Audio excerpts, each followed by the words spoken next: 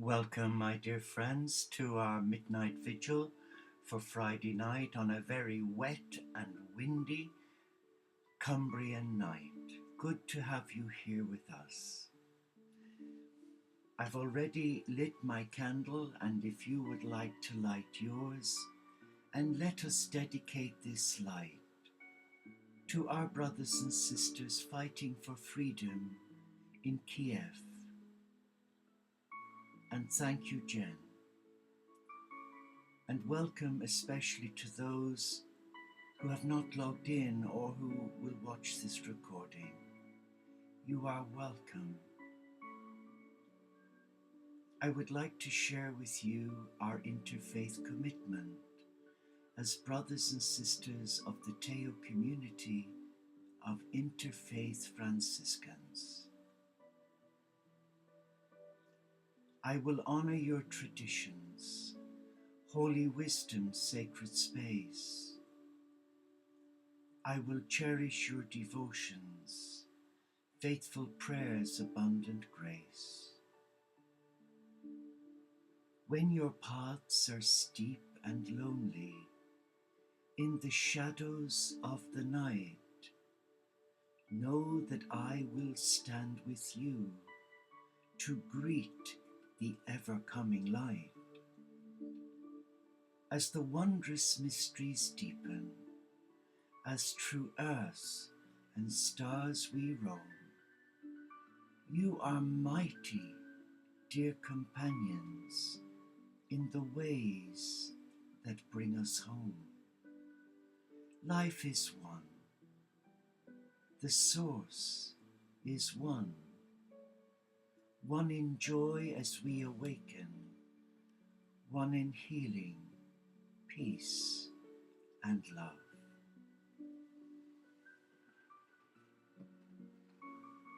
As we gather around this table of love, let us just quietly come to our heart.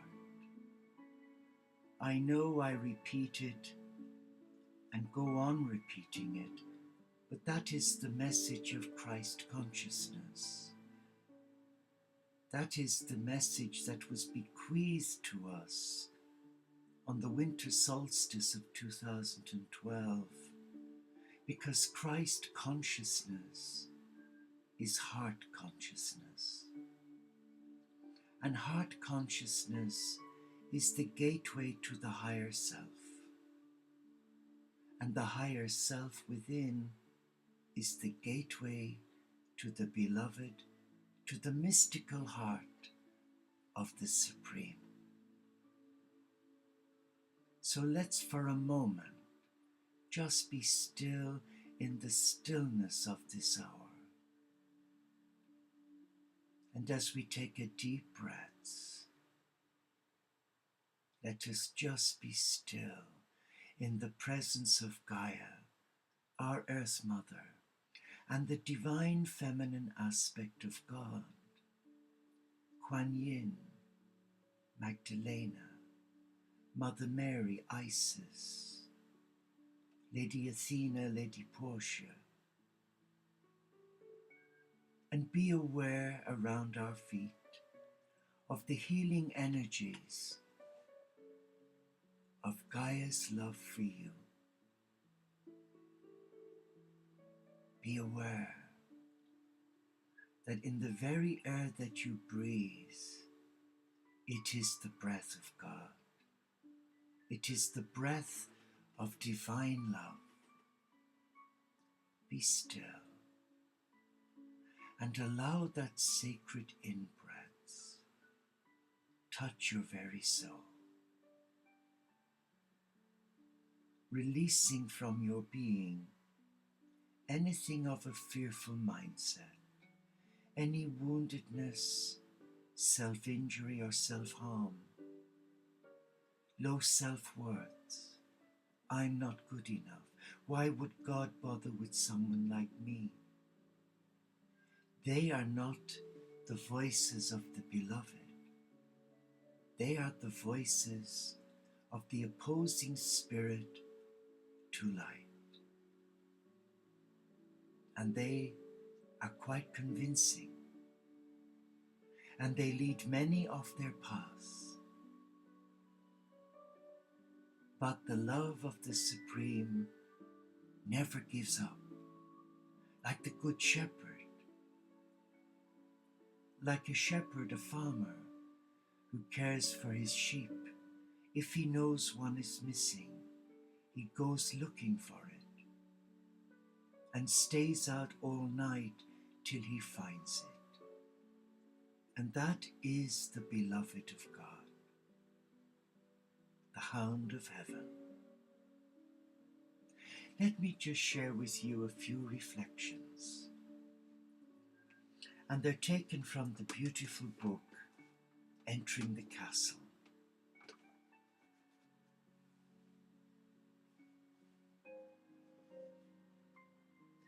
Don't be like them who procrastinate, who talk about spiritual direction as if it is something flippant to talk about.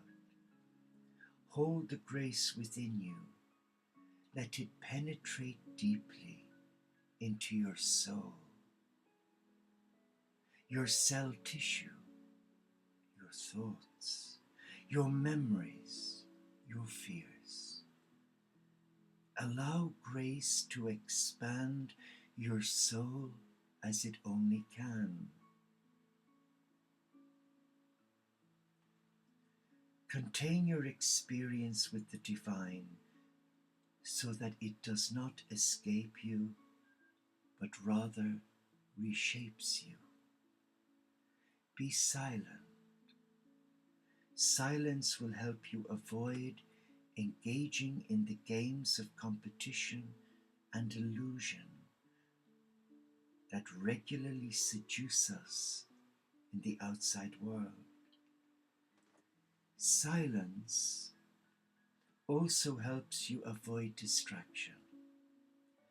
It helps focus the busy mind, the mind that always has to be doing something, thinking something, the mind that has always to be otherwise engaged, lest it become introspective and allow the soul's voice to override its own.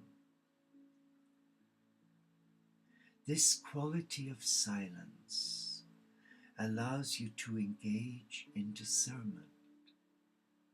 You carry this silence within you, even when you are with others. It allows you to hold your center amid the chaos in your life. It keeps you clear so that you do not do or say things that you will regret or make decisions out of fear. Silence is a learned practice that requires far more than just talking. Not talking is not silence. It's just not talking. Another reflection that I discussed today with one of our oblates in training to be a monastic brought it home to me. And though I've read this book many, many times over many years, I'm still hearing nuggets of information that I need to hear for my soul's growth and development. And today I discovered something very precious, and I'd love it to share it with you. Today, many people commonly cause their own suffering, often for far lesser reasons than spiritual enlightenment, using their emotional and other wounds to manipulate others, to make them feel guilty or dependent. I resonate with that from my own journey through a mental breakdown where I lost everything. It was a time of real struggle. But the moment I learned to surrender to God was the moment I realized that the journey I had been on for 40 plus years was just beginning. And I had to walk away from my previous life, which was very much head-centered, maybe ego-driven, or maybe driven by the applause from others and not by the applause of God, because I was spiritually deaf to God's love. Many use the language of suffering to communicate the content of their hearts and minds because they lack a solid sense of self. How true. And cannot say that they are angry, hurt, or afraid. Yet today we fear suffering more than we seek it. And we confuse our fear of suffering with our fear of the consequences of surrendering to the divine will. We fear that we fear that becoming close to God will result not in blessings or beauty, but in pain and loss. I believe that a part of the calling of the contemporary mystic is to deanimate this suffering relationship with the divine and transform it to one of fearless intimacy. That is the journey. But as a Catholic Christian who grew up in Catholic Ireland, we were loaded with guilt. That was the thing to do, to make you afraid of God, to condemn yourself to a living hell. But that is not the message of the cosmic Christ. The message of the cosmic Christ is to seek first the kingdom of God and its beauty, its righteousness, its goodness, and all else will be given. I found that so difficult to comprehend prior to my breakdown because I was groomed into believing that I had to work like an anorexic. Whereas now, the emphasis is more on listening, less doing, but listening to the voice of the beloved in silence and having the courage to come in our vulnerability and offer it to God as our availability for God to use us, our hands and feet, to touch the lives of the marginalized without our ever knowing. Amazing. And all that can be achieved by stepping out of the self and stepping into the will of God.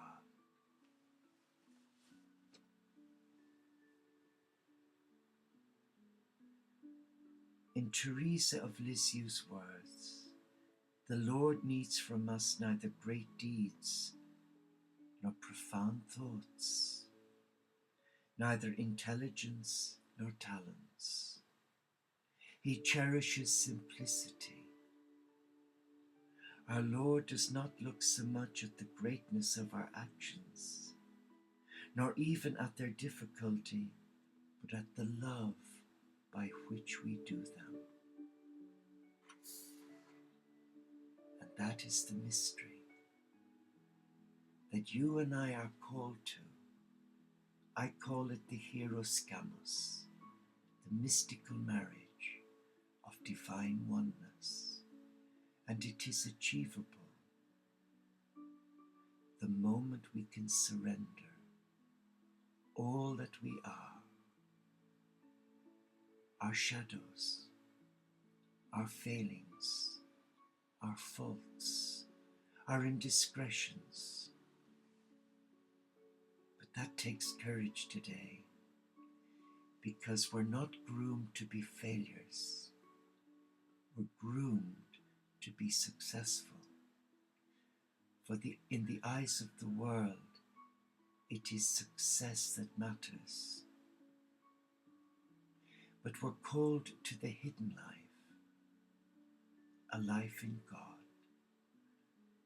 where God guides us and we act on those impulses immediately. They're the nuggets that unite us to the will of God. Let us reflect now. Let us put away the book. Let us close our eyes. Let us be still in the presence of love. Just relax and focus on that in-breath. It is a sacred breath. It is the breath of God. Be aware of that breath. And as we breathe in now, let us breathe in the very essence of divine love. Now let us hold that love. And with that love, let us release anything that is holding us back to God. Relax now.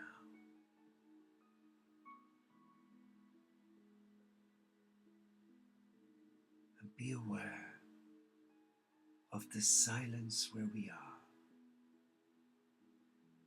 Be aware of the softness in the air around us. Be aware of who we are, an anointed one, called by our name,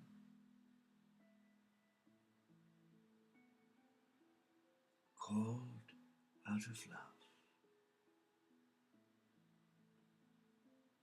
Come, let us join hands together around this sacred table of light. And as we join hands with brothers and sisters of different faiths, colors, creeds, sexual orientation, even disability, there is an acceptance, and that acceptance is non-judgmental. And the moment we reach out and touch another's hand, we are locked into the healing energy of the cosmic Christ. His energy empowers us to be still. So let us now be aware of the presence of the cosmic Christ sitting with us at this table of love. And joining him is Mother Mary, Kuan Yin, Magdalena, Gaia, Isis, all the great feminine goddesses. And now we are joined by the Lord Buddha, Vishnu, Ganesh, Krishna, Mia Baba, Osho, Rumi, Sri Chimoy, Francis and Clare of Assisi, Martin Luther King, and many of the great spiritual teachers, Paramahanda Yogananda, Bahula, the founder of the Baha'i. We are now surrounded by the great men and women who have walked this sacred earth and who have left us a legacy of love. They stand behind each one of us, and they now place their hands gently on our shoulders. Feel the love from their hands flowing across your shoulder blades and right up the nape of your neck. There is a gentle surge of healing rays of love flowing through every brain cell, every tissue, relaxing your eyebrows, your eyes, your ears, your nose, and the lips on your mouth. And something amazing is happening. The tension within you is being released. Be aware of that healing love. Flowing around your mind and now down your spinal column and flowing through your rib cage and all the nerves that encapsulate all the organs of your body. Each one of them now are being tweaked with love. You feel a gentle warmth in your chest wall and now in your abdomen and in your pelvis. And that love is flowing down your legs, through your feet to Gaia.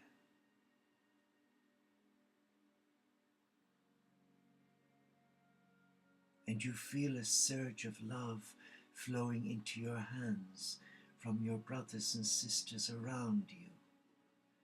For they have come like you and me, seeking spiritual wholeness and wellness from the cosmic Christ.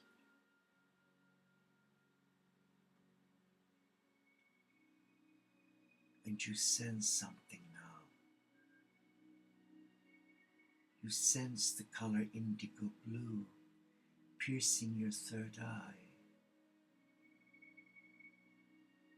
And as you look across, it is the heart chakra of the Christ, releasing a flame of love into your heart. It is melting your heart.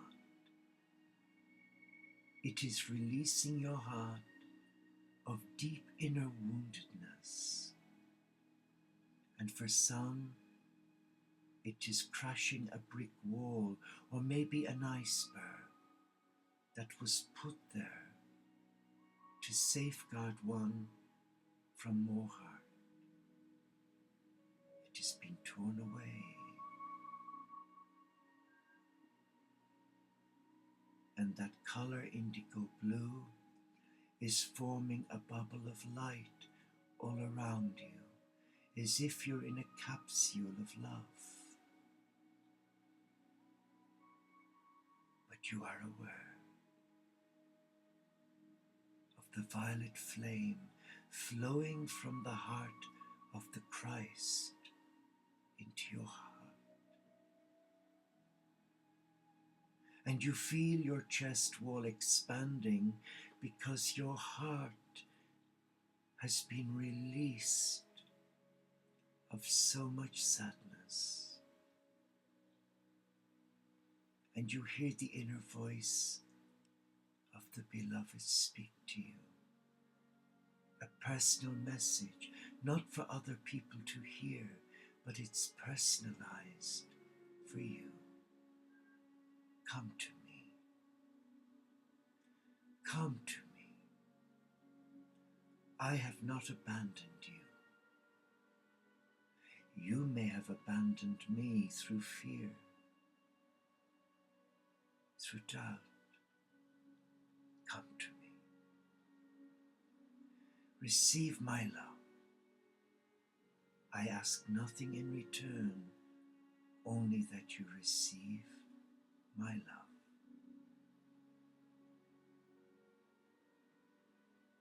And with every in-breath that you breathe,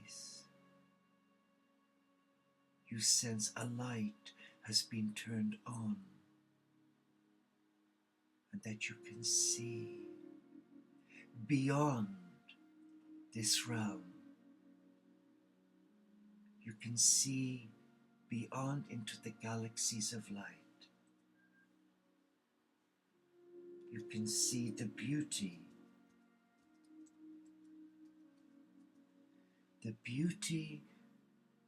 of a celestial haven that is ready to welcome you.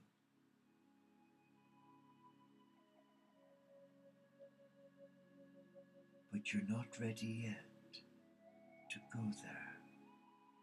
For the inner voice speaking to your heart is saying, we have much work to do on this sacred planet Earth. We have to light many fires of love and dispel the negative forces seeking to destroy the children of God, who are now confused by many false prophets. But you are a child of the light, and I anoint you with my love. Come back to your heart. Listen to that inner voice. Respect that inner voice. Follow it, for it shall set you free. You take a deep breath, and in that in-breath, your soul's DNA has been reactivated to come back home and honor your sacred contract, to ascend from third through fourth into fifth and sixth dimensional energy and embrace the cosmic Christ as a brother and sister in service to love. And nothing and no one can harm us now, for we are in a protective bubble of light, and the color indigo blue is releasing all negativity and transforming it into positive light. Be at peace. Sense the love. Sense the spiritual homecoming. Sense the 7 roots from your sacred feet, connecting with Gaia, Mother Earth, the nature spirits, the divas and elementals, with Brother Sun and Sister Moon. And visualize from your crown chakra your 7 branches, connecting you to the 7 portals of divine oneness. You are now a conduit of light. You are part of the I Am presence of God. Sense the freedom. Sense that internal freedom and that internal joy. Relax now. And as you open your eyes, you see your candle flame burning, but it looks different now. The flame is not white, it is the violet flame, and it's releasing particles of light all around your home, all around your sacred space, and it's protecting you. It's releasing you to be what you agreed to be, a cosmic flame of love. Relax now and sense the peace and the love that the physician of your soul now offers to you. And the choice is yours. You are free to choose to accept or reject. And either way, there is only love.